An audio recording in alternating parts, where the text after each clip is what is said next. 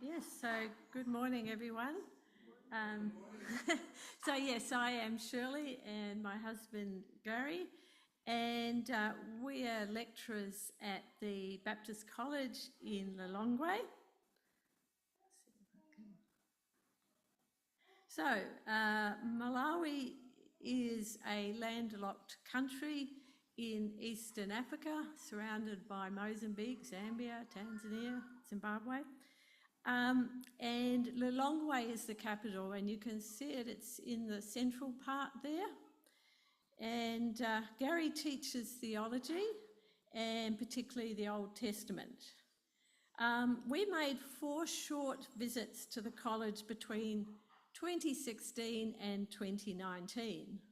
Then in November 2021, we moved to Malawi to teach full-time, and we live on campus.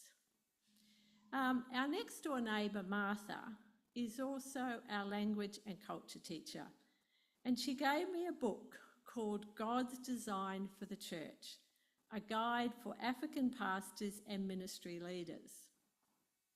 This book helped me firstly understand some of the issues in African churches that are not prevalent in Australia. Secondly, that only 5% of pastors and priests worldwide have received formal theological training.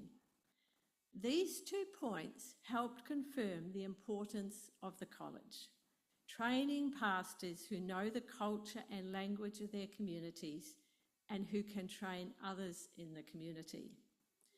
But I was also challenged about my role at the college. I teach English and academic writing to help the students with their other studies, not theology.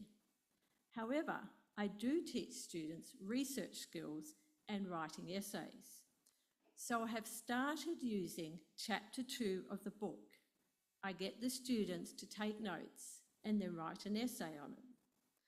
The reason I chose chapter 2 is that it addresses the question of who is the church's founder and head.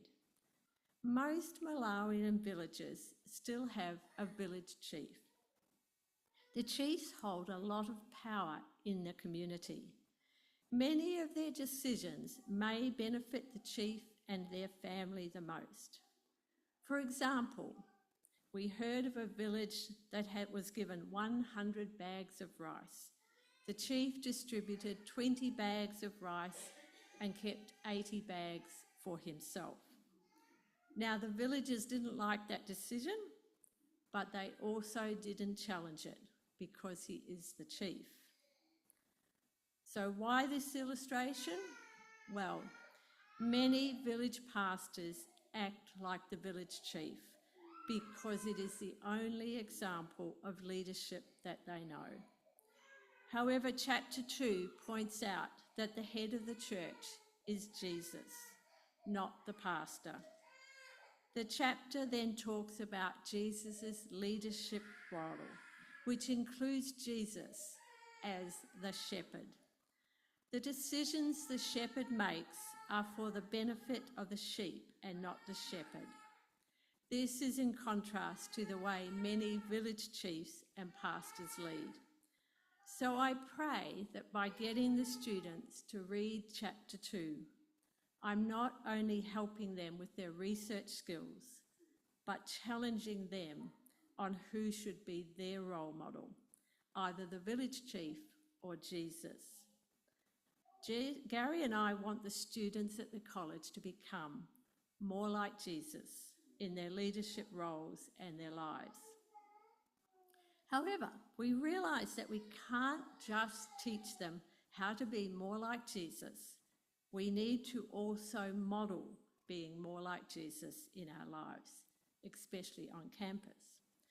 One of the ways we do this is by caring about their physical needs. For example, Malawi is one of the poorest countries in the world. It is very difficult for students to pay for their college fees. Baptist Mission Australia supports a scholarship fund that the students can apply for. Although we promote this, Gary and I don't choose who will receive the scholarships. because we don't want to have any favouritism. 2 other projects of Baptist Mission Australia, as mentioned. One is that we initiated was a solar panel, and the other was these new beds. Malawi has unreliable power. However, now the classrooms and the library have lights and fans, and the students can better study and especially at night. And the new beds are better sleep. You'll know more about those beds that were made in our backyard. Ask me later. Very exciting. The students also struggle to eat well each day and stay awake in class. Most can't afford to buy meals at the local restaurants, so they spend hours preparing meals each day. Most meals are prepared from scratch and cooked on a fire. So my neighbour Martha and I worked out how we could subsidise a cook and supply the students with firewood. The students then contribute towards the cost of the food. This has meant they eat more regularly.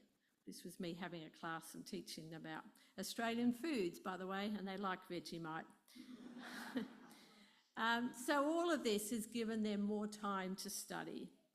An extra bonus is I also give them a banana break. We have a lady who comes to the college and sells me bunches of bananas, and I then share them with the students, and they're a lot cheaper than here too. So more like Jesus. Every so often, a student will comment on the way we care for them. I take the opportunity to remind them that we try to follow the role of leadership that Jesus shows, and that we don't do it to receive their praise, but as an example to them of how to be more like Jesus in their leadership roles going forward. I also remind them that the difference we make around campus is only possible because of the generosity of Australian Baptists. However, Gary and I didn't just decide one day to go to Malawi. Over 10 years ago, one of Gary's former lecturers, Roger Kemp, put out a call to anyone with a master's degree who could do some short-term teaching in India and Zambia. Gary put his hand up and went to India 3 times. Then he started going to Zambia, and I joined him in 2016. From there we went to Malawi, which borders Zambia. Roger, oops, we've lost it. Did I do something wrong? Okay. Roger and his wife Barbara were lecturers in Zambia for many years, and they have continued to visit Zambia and Zimbabwe every year. They set up short-term training programs called TOT, Training of Teachers, or Train the Trainers. The students who attend are usually pastors and church leaders who can then train others. However, in their 80s, Roger and Barbara have decided to retire. We pray that these training programs will continue. Gary and I have visited leaders in both Zambia and Zimbabwe to offer any support we can.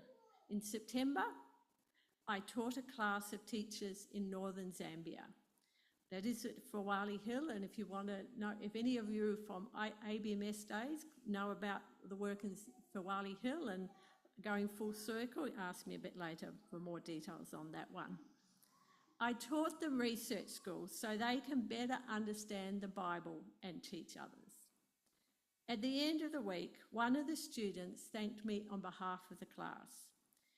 He noted that when the students got a question wrong, I didn't just say no, but answered it in a way that encouraged them to keep trying. That part of Africa is often a shame culture, so the students noticed that the way I taught them was different from the role model of many of their teachers at school. They hoped that they could follow my example in their teaching. I pointed out that I was encouraged that they had noticed this about my teaching, not because it made me a better teacher, but that I hoped it would help them to follow Jesus' model of teaching. Jesus encouraged his disciples even when they got it wrong, especially Peter. Gary and I don't always get it right. We are still learning the culture, but we realise our students notice our lives as much as our teaching, and we continue to pray that our example is more like Jesus.